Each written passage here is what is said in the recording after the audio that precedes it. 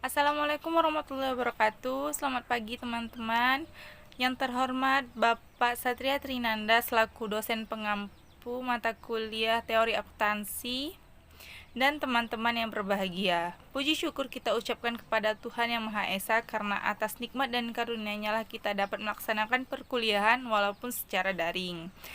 Salawat beserta salam tetap tercurah kepada Nabi junjungan kita Nabi Muhammad SAW dengan ucapan Allahumma sholli ala Sayyidina Muhammad wa ala ali Sayyidina Muhammad. Baiklah, di sini kami kelompok 3 akan mempresentasikan mengenai kasus Efron. Di sini izinkan saya memperkenalkan diri saya, yaitu Ramona Saputri Melinia selaku moderator beserta anggota saya dari kelompok 3. Yang pertama ialah Asrizal Ardinata, Devira Wahyuni, Reni Wijayanti, Mas Nila, dan Lilis Diana Banjarnahor. Baiklah, selanjutnya saya serahkan kepada teman saya. Terima kasih. Baiklah, saya Ramona Saputri Melinia akan menjelaskan sedikit sejarah tentang Enron. Sejarah Enron ini ialah jejak akarnya ke perusahaan gas alam utara dibentuk pada tahun 1932 di Omaha, Nebraska. Enron sendiri adalah perusahaan di Amerika Serikat yang bergerak di bidang energi. Enron merupakan perusahaan dari penggabungan antara Internot, yaitu penyalur gas alam melalui pipa, dan Houston Natural Gas. Kedua perusahaan ini bergabung pada tahun 1985 oleh Kenneth Lay. Enron memiliki cakupan bisnis yang luas, di antaranya adalah listrik, gas alam, pulp, kertas, komunikasi, dan lain-lain. Sebelumnya kebangkrutan pada akhir tahun 2001, Enron memperkerjakan sekitar 22.000 staf dan menjadi salah satu pemimpin dunia dalam industri listrik, gas alam, komunikasi, dan pulp dan kertas. Selanjutnya akan saya serahkan kepada teman saya. Kronologis kasus Enron. Adapun kronologis berdasarkan pada fakta, data, dan informasi dari berbagai sumber yang berkaitan dengan hancurnya Enron dapat dijelaskan sebagai berikut. 1.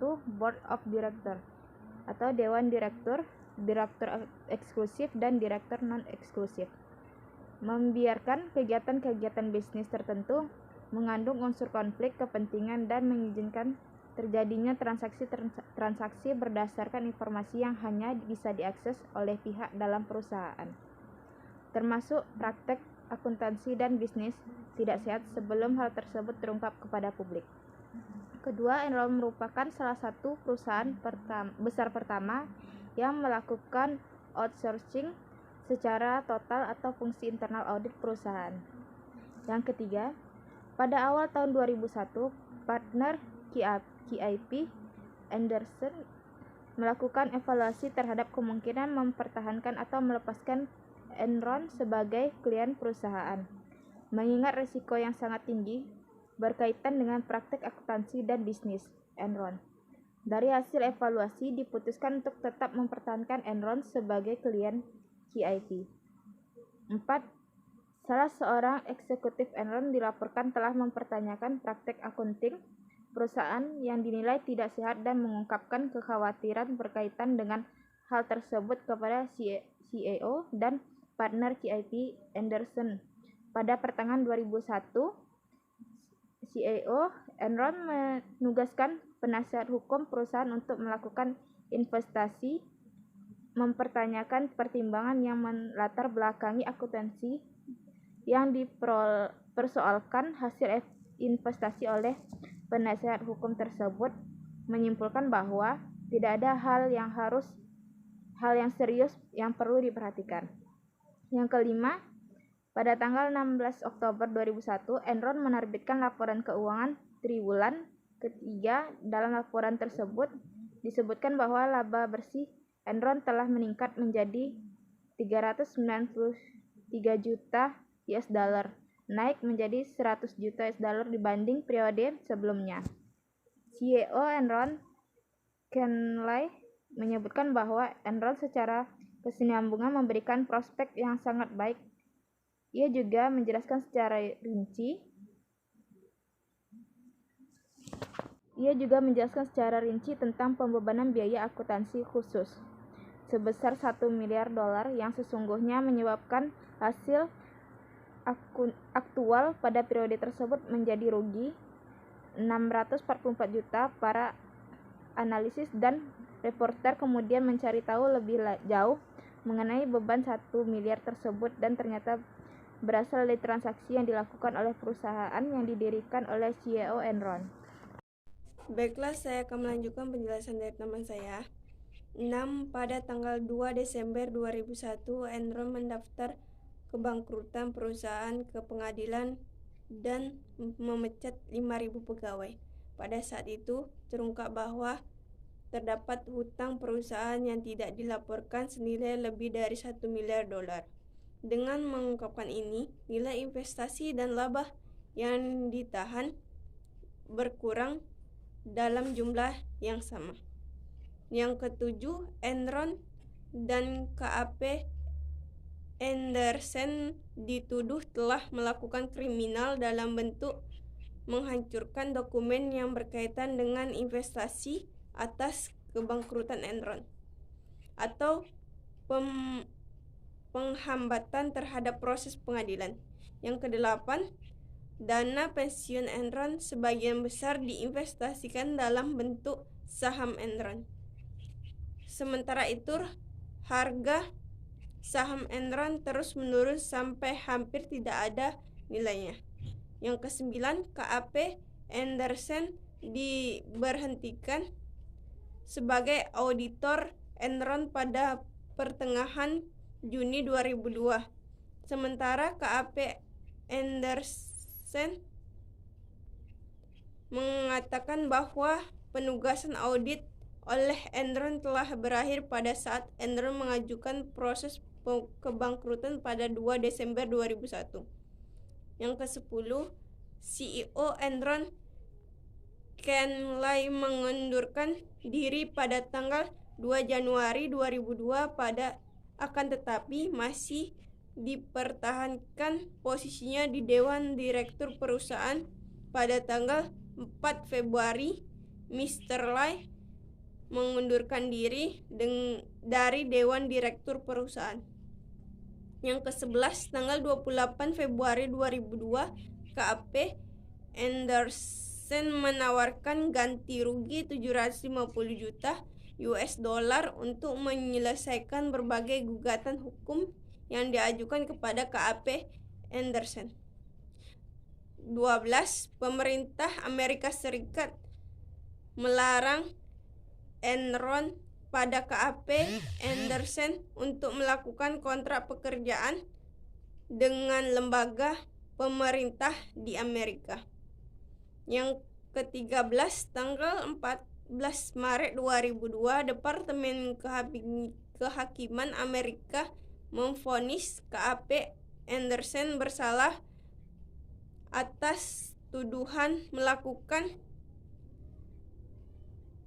penghambatan dalam proses peradilan karena telah menghancurkan dokumen-dokumen yang sedang diselidiki.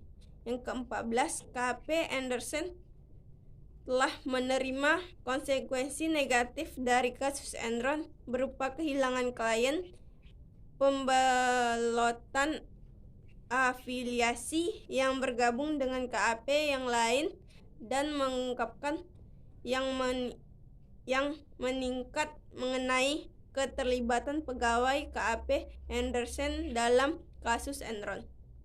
Yang ke-15, tanggal 22 Maret 2002, mantan Ketua Federal Reserve Paul Volcker yang direktur untuk melakukan revisi terhadap praktek audit dan meningkatkan kembali citra KAP Andersen mengusulkan agar manajemen KAP Andersen yang ada diberhentikan dan membentuk suatu komitmen yang diketahui oleh Paul sendiri untuk mengusul manajemen baru.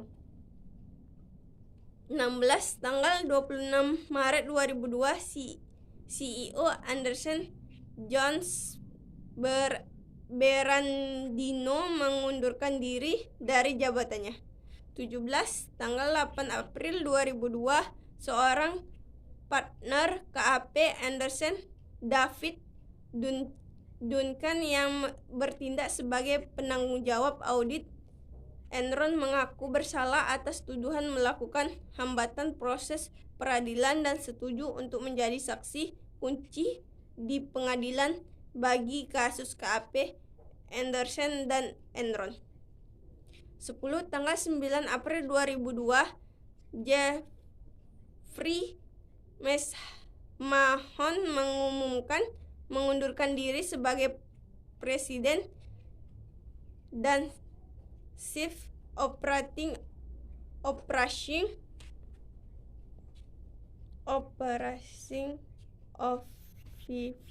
Enron yang dilakukan efektif 1 Juni 2002. 19. Tanggal 15 Juni 2002, juri federal di Houston menyatakan KAP Andersen bersalah telah melakukan hambatan terhadap proses peradilan. Hakiman Amerika memvonis KAP Andersen bersalah atas tuduhan melakukan penghambatan dalam proses peradilan karena telah menghancurkan dokumen-dokumen yang sedang diselidiki. Yang ke-14, KAP Andersen telah menerima konsekuensi negatif dari kasus Enron berupa kehilangan klien, pembelotan afiliasi yang bergabung dengan KAP yang lain, dan mengungkapkan yang meningkat mengenai keterlibatan pegawai KAP Andersen dalam kasus Enron. Yang ke-15, tanggal 22 Maret 2002, mantan Ketua Federal Reserve Paul Volcker yang direktur untuk melakukan revisi terhadap praktek audit dan meningkatkan kembali citra KAP Andersen, mengusulkan agar manajemen KAP Andersen yang ada diberhentikan dan membentuk suatu komitmen yang diketahui oleh Paul sendiri untuk mengusul manajemen baru. 16. Tanggal 26 Maret 2002, CEO Andersen, John Berandino, mengundurkan diri dari jabatannya. 17. Tanggal 8 April 2002, seorang partner KAP Andersen, David Duncan, yang bertindak sebagai penanggung jawab audit Enron, mengaku bersalah atas tuduhan melakukan hambatan proses peradilan dan setuju untuk menjadi saksi kunci di pengadilan bagi kasus KAP Andersen dan Enron. 10. Tanggal 9 April 2002, Jeffrey Mahon mengumumkan mengundurkan diri sebagai presiden dan Chief Operating Officer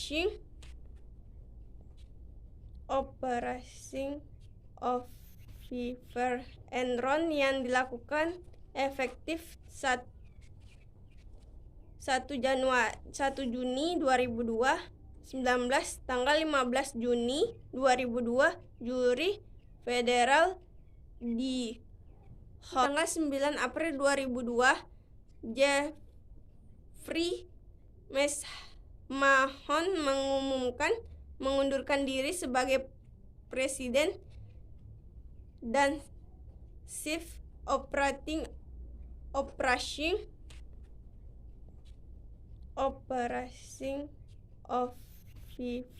Enron yang dilakukan efektif 1 Juni 2002. 19.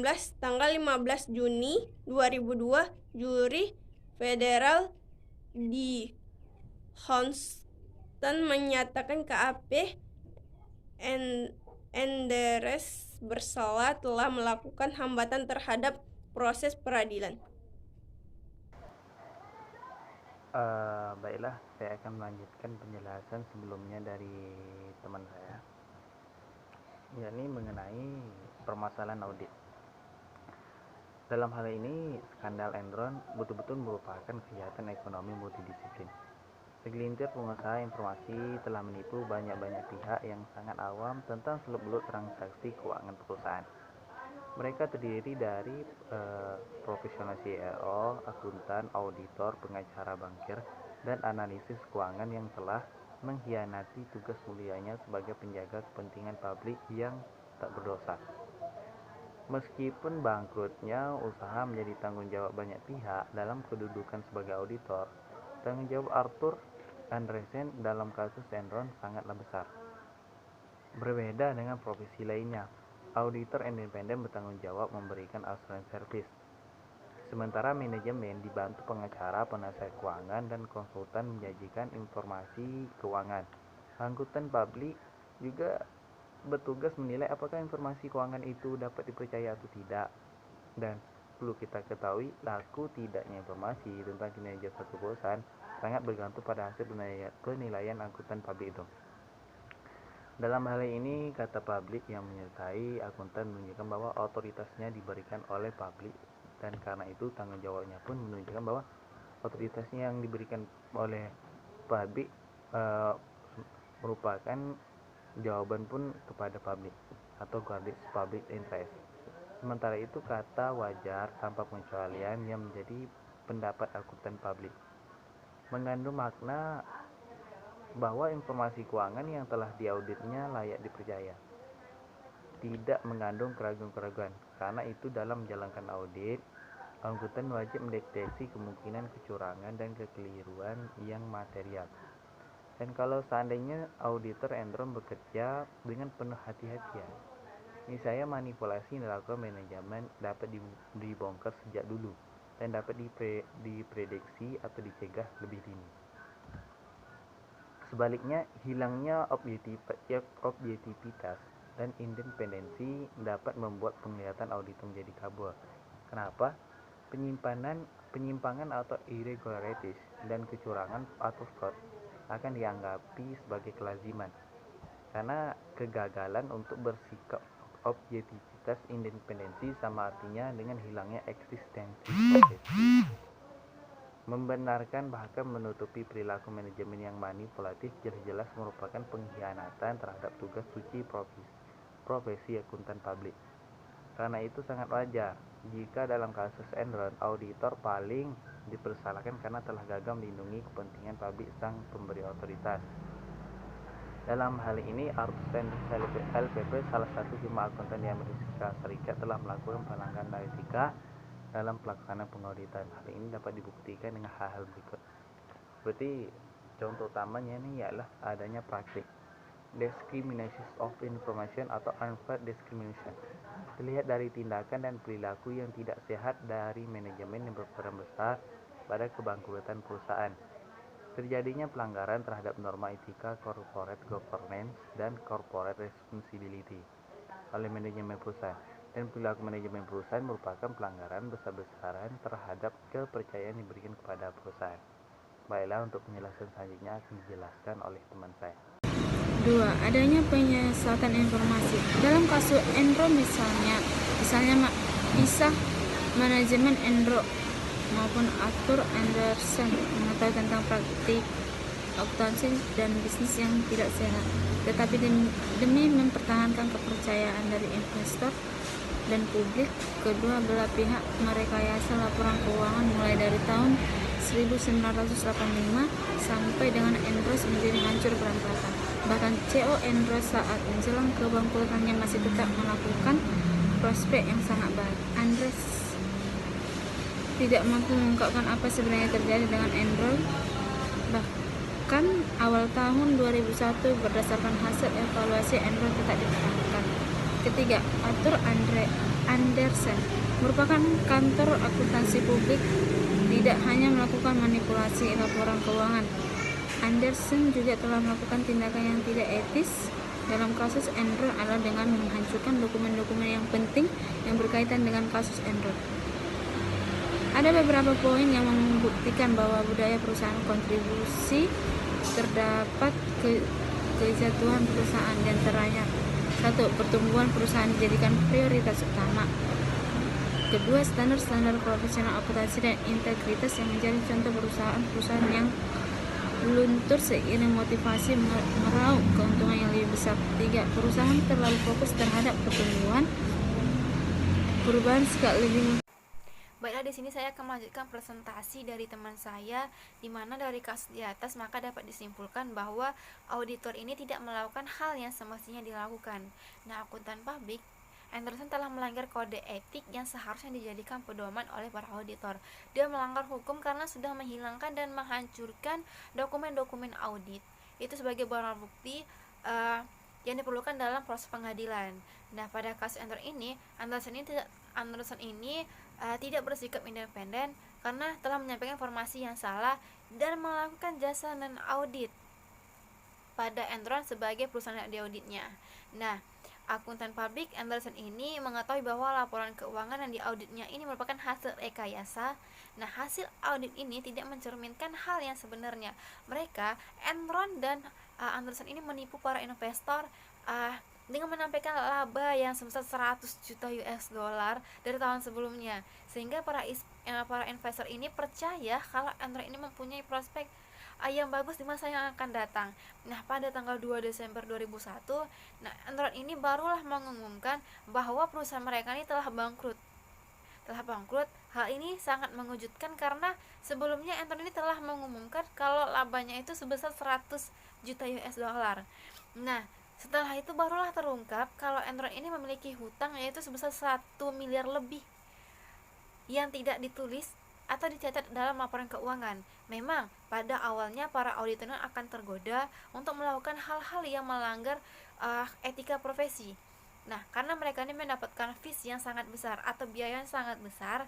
Nah, pada kasus Enron ini, Enron ini mendapatkan double fees, 2 biaya yang besar, yaitu mendapatkan biaya untuk jasa audit dan jasa non-audit.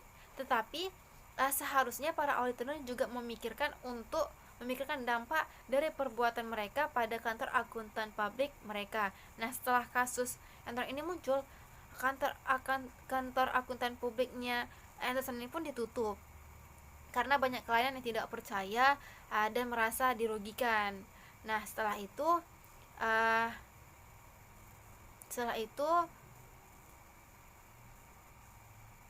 kasus Enron ini pun para investor dan masyarakat tidak percaya lagi kepada akuntan publik. Mereka menganggap kalau kantor akuntan publik ini sebagai penipu. Nah, untuk mengatasi masalah tersebut, maka dibuatlah Sarbanes-Oxley itu tahun 2002 oleh Michael Oxley dan Paul Sarbanes. Nah, yang melarang kantor akuntan publik ini memberikan jasa non-audit kepada perusahaan yang diauditnya. Nah, memberikan jasa audit ke perusahaan dalam jangka waktu 5 tahun berturut-turut. Nah, hal tersebut dilakukan agar resiko untuk melakukan kecurangan dalam audit dapat dikurangi dan diharapkan para kantor akuntan publik ini yang melakukan auditnya akan melaksanakan tugas secara profesional dan independen. Nah, tetapi tetap saja walau sekarang sudah dibuat peraturan yang melandasi kerja para akuntan publik ini, itu tergantung lagi dari masing-masing auditornya. Mereka mau menjaga kode etik yang menjadi pedoman mereka atau malah melanggar karena tergoda oleh fees yang tinggi atau biaya yang sangat tinggi. Sekian presentasi dari kelompok 3. Mohon maaf apabila terdapat kesalahan dalam penyampaian dan pembacaan kalimat. Terlebih dan terkurang, saya Ramona Saputri Melenia sebagai moderator undur diri. Wabillahi taufiq walhidayah. Wassalamualaikum warahmatullahi wabarakatuh. Selamat pagi.